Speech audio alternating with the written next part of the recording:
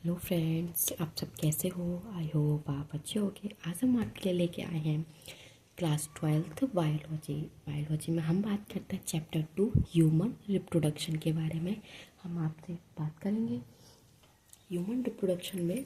हम पार्ट आज 6 देखते हैं। 6 क्या है?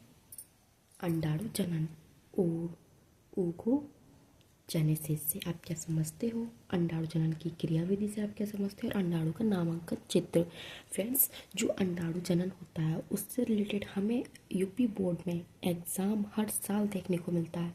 10 नंबर से हमें हर साल एक क्वेश्चन ज़रूर देखने को मिलता है आपको, इसीलिए मैं क्वेश्चंस के थ्रू करा रही हूँ ताकि आपकी जो पकड़ हो और मजबूत देखने को मिले। ओगेनेसिस, अब हम बात करेंगे अंडाणु जनन के बारे में। फ्रेंड्स, आपको इस चैप्टर से रिलेटेड क्वेश्चंस अधिक से अधिक देखने को मिलते हैं। आपके लिए चैप्टर मोस्ट इम्पोर्टेंट है। हम बात करेंगे ओडोकोनेसिस।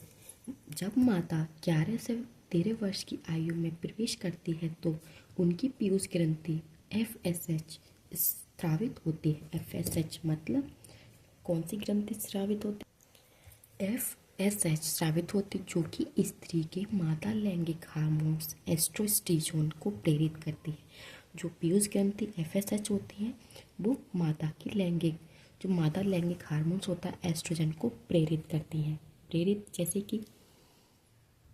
प्रेरित करती है और जिससे अंडाशय में अंडाणु का निर्माण होने लगता है, जिससे अंडजनन या अंडाणु जनन कहते हैं।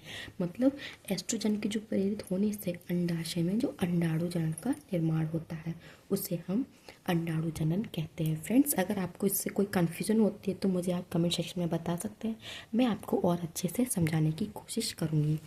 अब हम बात करते हैं इसकी शॉर्ट डेफिनेशन, जो हम 2 लाइनों में क्या लिख सकते हैं। जैसे कि मादा के अंडाशय की जनन कोशिकाओं के अंडाणुओं के निर्माण की क्रिया को अंडाणु जनन कहलाती है, oogenesis कहते हैं। अंडाणु जनन की क्रियाविधि, अब हम इसकी क्रियाविधि के बारे में बात करें। जैसे कि मादा के अंडाशय की जनन कोशिकाओं में अवस्थाओं के निर्माण की क्रियाविधि निम्न 3 पदों में होती है। जैसे कि फर्स्ट कुरण अवस्था, मल्टीप्लिकेशन फेज, वृद्धि अवस्था ग्रोथ फेज, परिपक्व अवस्था मेल फेज। ये फ्रेंड्स नरजनन तंत्र के ये दोनों साथ साथ में एक से लगते हैं, लेकिन इनकी जो क्रियाविधि है, इनकी जो डेफिनेशन है वो अलग अलग देखने को मिलेगी। अब हम बात करते हैं गुणन अवस्था, मल्टीप्लिकेशन फेज।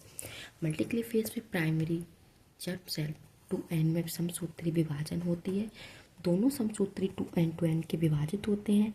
ये भी दोनों अलग अलग विभाजित हो जाते हैं, ये ओडोगोनिया बनते हैं। ओडोगोनिया से अब हमें ग्रोथ अवस्था देखने को मिलती है। ग्रोथ अवस्था, वृद्धि अवस्था, ग्रोथ देखने को मिलती है 2n।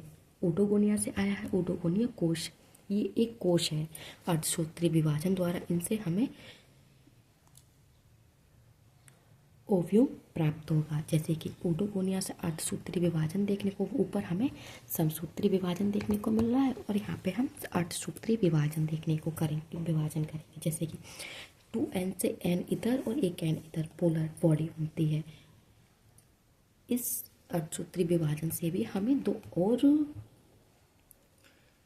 अंडाणु जनन प्राप्त होंगे। जैसे इसमें हम परिपक्व अवस्था, ये एक मजबूत अवस्था आ जाती है। जैसे कि फ्रेंड्स आप देख सकते हैं ये परिपक्व अवस्था लास्ट स्टेज है। जे इससे हमें ओव्यूम प्राप्त होता है। फ्रेंड्स आप देख सकते हैं, आपके लिए डायग्राम कैसे कैसे समझना है फ्रेंड्स आपके लिए मोस्ट मोस्ट मोस्ट इम्पोर्टेंट है, क्योंकि हमें एग्ज़ाम में इसके लिए बहुत अच्छे से तैयार करके जाना है। आप देख सकते हैं फिर थ्योरी बेस आपको कंप्लीट करना है। अब हम बात करेंगे मल्टीप्लिकेशन फेज, गुणन अवस्था। अंडाणु जनन की इस अवस्था अंडाशय की कई प्राथमिक जनन कोशिका समसूत्री विभाजन के द्वारा विभाजित होने लगती हैं, जिससे ओगोनेसिस का निर्माण होता है, मतलब ओवियम का निर्माण होता है। और सेकेंड स्टेज ग्रोथ फेज, अंडाशय अंड जनन की इस अवस्था में ओगोनेसिस पोषक तत्व ग्रहण करके आकार में बड़ी हो जाती है और oocyte सेल कहलाते हैं। मतलब ये इस पे हमें समझ, और यहाँ से अर्धसूत्री विभाजन देखने को मिलता है। मैच्योर फेज मतलब परिपक्व अवस्था, जैसे कि अंड जनन की इस अवस्था में oocytes सेल्स में मीसोस अर्धसूत्री विभाजन होता है, जिससे वह विभाजित होकर oocyte सेल्स तथा एक पोलर बॉडी ध्रुवीय सेल बनती है। ये पोलर बॉडी पुनः विभाजित होकर दो पोलर बॉडी बनाती है, जबकि oocyte सेल्स विभाजित होकर एक अंडाणु ओवियम बनाती है। और इस प्रकार का ओडोगोनिया से एक अंडाणु तथा 3 पोलर बॉडी प्राप्त होती हैं बनती, जो बाद में नष्ट हो जाती है, सिर्फ एक रह जाती है, जिससे हमें ओवियम प्राप्त होता है। आप देख सकते हैं फ्रेंड्स, आपकी जो थ्योरी बेस, आपको डायग्राम बनाने के साथ साथ आपको थ्योरी भी लिख के आना है। फ्रेंड्स जैसा मैंने क्वेश्चन अभी यहाँ पे किया है, आप सेम टू सेम अगर अपनी यूपी बोर्ड में भी क्वेश्चन लिख के आएंगे तो आपके लिए बहुत हेल्प होगी, क्योंकि आपको इसी तरीके से अपना क्वेश्चंस कंप्लीट करना है। मैंने आपके लिए टू द पॉइंट नोट्स बनाए हैं विद डेफिनेशन, विद क्रियाविधि के साथ, विद डायग्राम।